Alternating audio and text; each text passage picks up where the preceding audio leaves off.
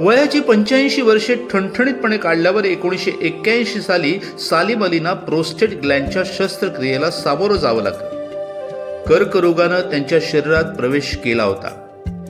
एका हाती सारा कारभार पाहणाऱ्या सालीम अलींच्या सेवेत आता एखादा दक्ष निजी सचिव असणं जरुरीचं झालं. त्यांची देखभाल करणारी, पत्रव्यवहार सांभाळणारी, दक्षतेने त्यांच्या कारभारात मदत करणारी व्यक्ती त्यांच्या हाताशी असणं आवश्यक होतं. ही गरज लक्षात घेऊन पर्यावरण खात्याने त्यांच्याकरता निजी सचिवाची जाहिरात दिली.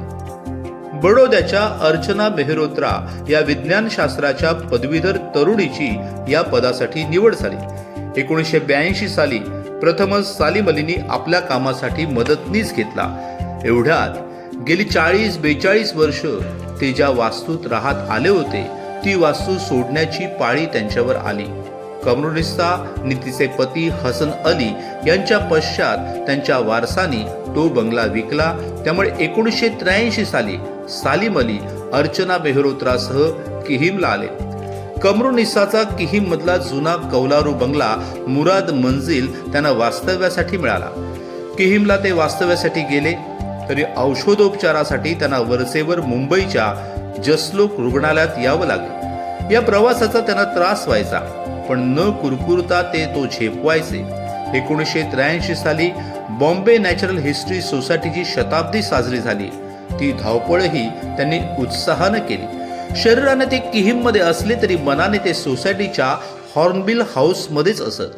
पक्षी विज्ञान अभ्यास संस्था उभारण्याचा ध्यास त्यांची पाठ सोडायला तयार नव्हता.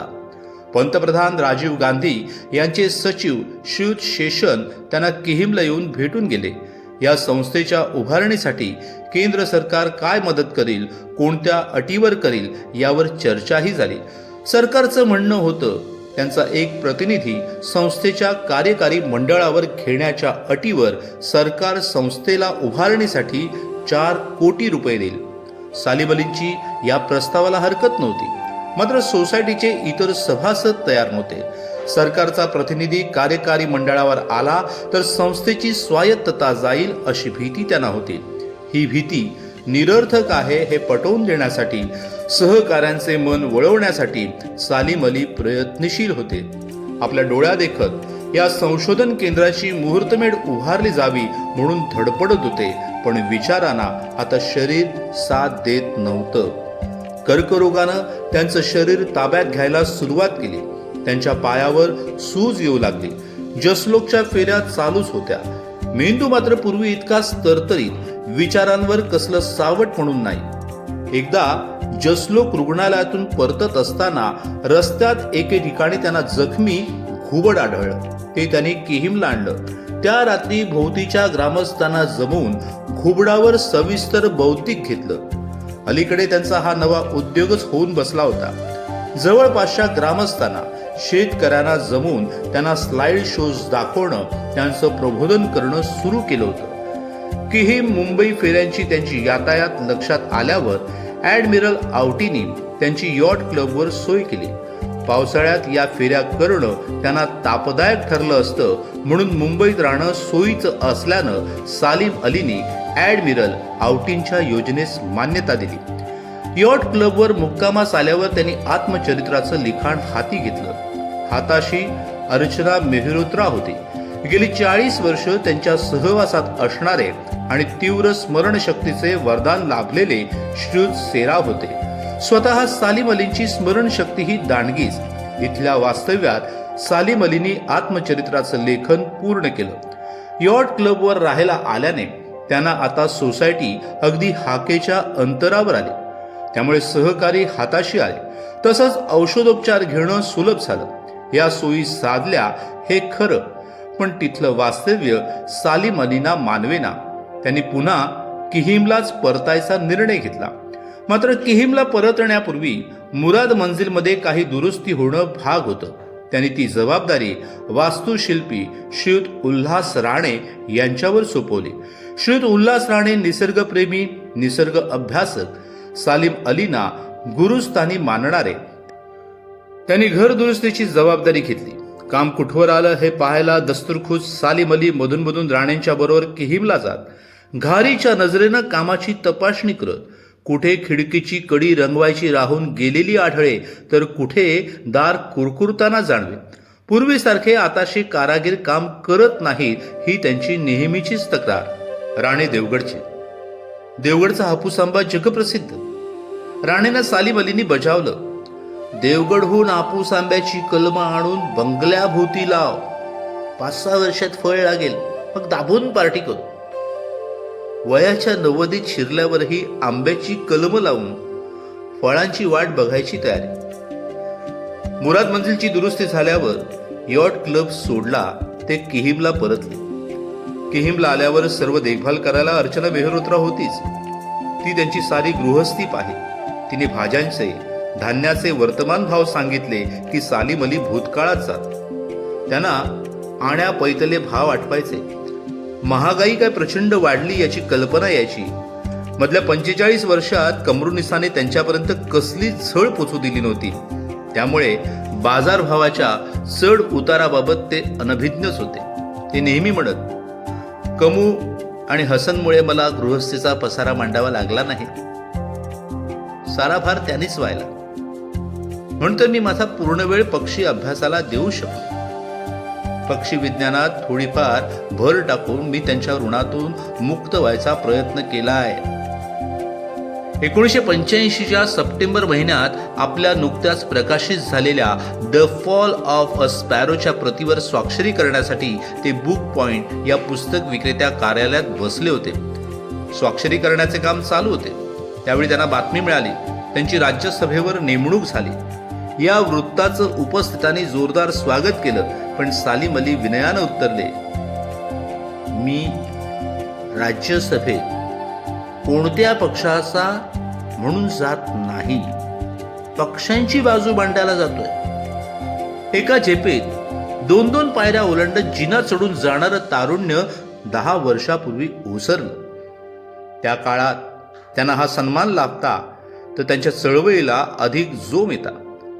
आता 90s त्यांची श्रवणशक्ती क्षीण झालेली, कर्करोगाचा शिरकाव माकड हाडापर्यंत झालेला, पायावर सूज आता कायमची, हातात काठीही आली होती, उंचावर गेल्यावर धाप लागू लागली आणि आता ही नेमणूक होत होती. आताशी त्यांना पूर्वीप्रमाणे धावपळ होत नव्हती. त्यांचा दिवसभरातला बराचसा वेळ मुराद मंजिलच्या वरांड्यात आराम खुर्चीत बसून वाचन करण्यात, नाहीतर सोसायटीतून भेटायला सल्ला मागायला येणाऱ्या सहकाऱ्यांशी वार्तालाप करण्यात जायचा. फील्ड गाईडचं लेखन नुकतंच हातावेगळं केलं होतं, त्यावरही चर्चा व्हायची. शरीर थकत चाललं होतं तरी विचारशिक्षित चिर तरुणच होती. त्यांच्या 90च्या वाढदिवसानिमित्त झालेल्या सेमिनारमध्ये त्यांनी उपस्थित केलेले प्रश्न, वर्तवलेले अंदाज यांचा आवाका पाहून उपस्थितांना त्यांच्या निसर्ग अभ्यासाच्या अद्ययावतेची प्रचिती आली. त्यांना एका मुलाखतकारानं विचारलं, आजवर जे काही करत आलात तेच नव्यानं पुन्हा करायला सांगितलं तर कराल का? जे मनात आहे ते पूर्ण करून घेण्याची संधी लाभणं दुर्लभच. ऐहिक लाभाची शक्यता नसतानाही काही अर्थपूर्ण कामगिरी पार पाडल्यानं जे निष्पन्न होतं ते मोलाचं. मला निसर्गाचं, पक्ष्यांचं वेड, अल्पाशानं का होईना मी या शास्त्रात भर टाकू शकलो. मी कृतार्थ आहे. मी काय लिहिलं किंवा जमवलं यापेक्षा मला जे करायचं होतं ते करायला मिळालं, मला हे फार महत्वाचं वाटतं. 45-50 वर्षापूर्वी विचारधारा आजही कायम होती. लोकवंत तो विचार आपल्या रोजनिशीत टिपलाय. सुखाच्या शोधात धावणाऱ्या माणसाची अवस्था शेकोटीसमोर बसून ऊब घेणाऱ्या माणसासारखी असते. पुढा शेकावा तर पाठ गारटते, पाठीला ऊब द्यावी तर पुढा गारटतो. आपल्या आवडीच्या क्षेत्रात काम करायला मिळाल्यानं होणाऱ्या फलनिष्पत्तीचा आनंद हा जीवनाला उभारी देणारा असतो. फिरायला जाणाऱ्या माणसाला चालण्याच्या प्रक्रियेत सर्वांगाला आहापताहा ऊब मिळते, तसाच हाही आनंद सहज आणि सुखद असतो. गेल्या 60-70 वर्षाच्या अविरत चालीनं त्यानं ऊब तर दिलीच, पण जीवन रसही पुरवला. ते तृप्त झाले, समाधानी होते. गेली 4-4.5 वर्ष अर्चना मेहरोत्रा त्यांची देखभाल करत आली होती. तिच्या अवतीभोवती असणारं त्यांचं वार्धक्य त्यांना सुसह्य झालं होतं. रोज रात्री भोजनापूर्वी 2 तास ती त्यांना वाचून दाखवे. रात्री झोपण्यापूर्वी ते तिच्या मस्तकावर हात ठेवून तिला आशीर्वाद देत. तिचा त्यांना लळा लागला होता. सालीम अली मधल्या पक्षाला घरट्याची ऊब जाणवली होती, पण अर्चना आता सोडून चालली होती. सालीम सरांच्या हाताखाली आपल्याला पदव्युत्तर अभ्यासक्रम पार पाडायला मिळावा ही तिची इच्छा फलद्रूप होण्याची चिन्ह तिला दिसेनात. खरं तर त्यांना मला प्रोत्साहन द्यायचं होतं, पण मग त्यांना माझा वेळ कमी मिळाला असता. मला जाऊ देण्यात ते अभावितपणे विरोध करत होते. ते काय करत होते हे त्यांचं त्यांनाच कळत नसावं. पुढच्या अभ्यासापासून त्यांनी मला परावृत्त केलं. सालीम सरांनी त्यांच्या उभ्या हयातीत असं कृत्य प्रथमच केलं असेल. अर्चना मेहरोत्रा गेली. तिचं जाणं त्यांना मनोमन जाणवलं, जीवाला लागलं. मार्च 1987 मध्ये दिल्लीला सोसायटीतर्फे एक परिषद भरवली जाणार होती. सोसायटीतील निवडक सहकाऱ्यांसह सालीम अली 13 मार्च रोजी दिल्लीत दाखल झाले. दुसऱ्या दिवशी 14 मार्चला परिषदेचं उद्घाटन पंतप्रधान राजीव गांधी यांच्या हस्ते व्हायचे होते. 13 मार्चला संध्याकाळी सालीम अलींना एकाएकी अस्वस्थ वाटू लागलं. त्यांना लागलीच दिल्लीच्या all India institute of medical science मध्ये हलवलं. उपचार सुरू झाले.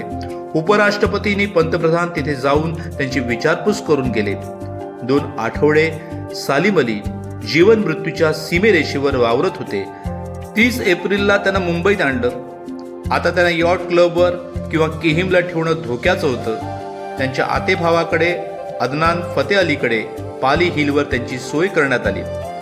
2 दिवस आराम केल्यावर सालीम अली चाकाच्या खुर्चीवरून बंगल्याच्या आवारात फिरू लागले. भोवतीच्या झाडांवर त्यांची मित्रमंडळी वाट पाहत होते. सालीम अलींनी डोळ्यांना दुर्बीण लावली, नजरभेट घेतली. काही नवीन आढळलं का पाहिलं, तेवढंच आपलं ज्ञान अद्ययावत. दिल्लीहून परतल्यावर 1.5 महिना बरा गेला, पण जूनच्या सुरुवातीपासून त्यांना पुन्हा त्रास होऊ लागला. चाकाच्या खुर्चीवरूनही हिंडणं फिरणं बंद झालं. मुक्त वावरत असलेल्या या पक्षाला बिछाण्यात पडून राहण्याची शिक्षा झाली. डॉक्टरी इलाज सुरू झाले. डॉक्टर वाच्छांच्या प्रयत्नांना यश आलं. काही दिवसांनी सालीम अली 4 पावलं चालू लागले.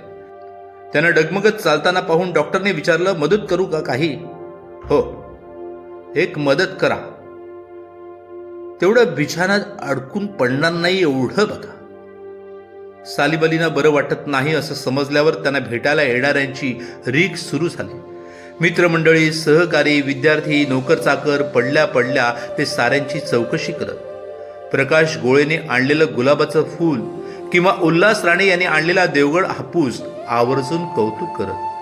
त्यांच्या भेटीसाठी येणाऱ्या तरुणांना सांगत, अधिक वास्तववादी व्हा, विधायक व्हा. आयुष्यातल्या छोट्या छोट्या सुखांना पारखे होऊ नका. साध्या साध्या गोष्टीतून मिळणारा आनंदही आयुष्याला खूप काही देऊन जातो. सोसायटीचे मानस सचिव डॉक्टर अशोक नानावटी आणि सालीम अलींच्या भावाचे पंटू शाहिद अली आता त्यांच्या बिछाण्याशी कायम असेल. दिवसादिवसाने, तासातासाने सालीम अली मृत्यूच्या समीप चालले होते, पण त्यांची कोणती चलबिचल नव्हती की नाराज नव्हती. मी समाधानी आहे, कृतार्थ आहे. माझ्यासारखं सुखी समृद्ध जीवन लाभलेले फार थोडे. आयुष्यातले चढ उतार मी सारखेच तोलले, कारण परिस्थितीवर मीच स्वार झालो. लगाम माझ्या हाती ठेवला, म्हणूनच मी समाधानी आहे. जायची वेळ झाली तरी नेत्र पहिले तिरी लागले नव्हते. 18 जूनला सकाळी त्यांनी शाहिद अलीकडून एक पत्र लिहून घेतलं. गाय माउंटफोर्ड यांनी 13-14 वर्षापूर्वी सो स्मॉल अ वर्ड हे निसर्गविषयक पुस्तक लिहिलं. सद्य परिस्थितीशी संदर्भ जोडता यावा इतका तो विषय ताजा. जंगल तोडीचे भीषण दुष्परिणाम सांगणारा तो ग्रंथ, या ग्रंथावर आधारित चित्रपट बीबीसीने काढावा असं सूचित करण्यासाठी त्यांनी बीबीसीच्या निसर्ग अभ्यास विभागाला पाठवायचं पत्र तयार करून घेतलं. संध्याकाळी सोसायटीचे काही सदस्य त्यांना भेटायला आले. पक्षीविज्ञान संशोधन केंद्राची उभारणी झालेली पाहायला मिळावी ही सालीम अलींची अतीव इच्छा. सरकारची अट मान्य करून तिच्या उभारणीला लागावं असा मनोदय त्यांनी बोलून दाखवला. क्षणाक्षणाने मृत्यू समीप जात असतानाही वर्तमानाचे भान सुटलं नव्हतं. मृत्यूनंतर काय याची त्यांना चिंता नव्हती. एक एक विचार, एक एक काम मार्गस्थ होतंय की नाही याची जाग घेत होते. 18 जूनला रात्री त्यांना पक्षघाताचा सौम्यसा झटका आला. डॉक्टर इलाज चालूच होते. 19 जूनला पक्षीमित्र प्रकाश गोळे भेटीस आले. नुकतेच ते चीनहून पक्षीविषयक परिषदेत सहभागी होऊन परतले होते.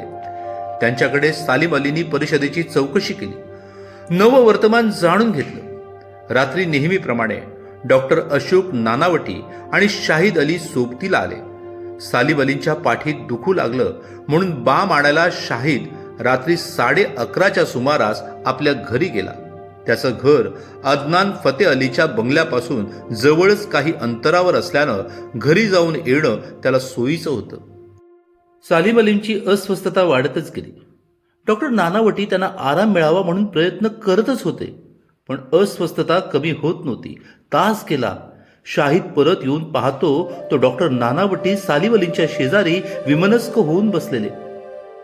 सालीम अलींचा प्राणपक्षी उडून गेलेला शाहिदला आठवलं. यापूर्वी दोनदा, एकदा 1968 साली आणि दुसऱ्यांदा 1974 साली सालीम अली वारल्याच्या अफवा उठल्या होत्या. त्यावेळी दुखवट्याची पत्र सोसायटीला आली. तेव्हा आपण जिवंत आहोत असं सालीम अलींनी स्वतःच्या हाताने लिहून लोकांना पत्र पाठवली होती. पण यावेळी ते खरंच गेले होते. आनंद यात्री अनंताच्या प्रवासाला गेला. बेंजामिन फ्रँकलिन म्हणतो, मृत्यूनंतर तुम्हाला विस्मृत व्हायचं नसेल तर वाचण्यासारखं काही लिहा किंवा तुमच्यावर काही लिहावं असं करून दाखवा. सालीम अलींनी दोन्ही केलं.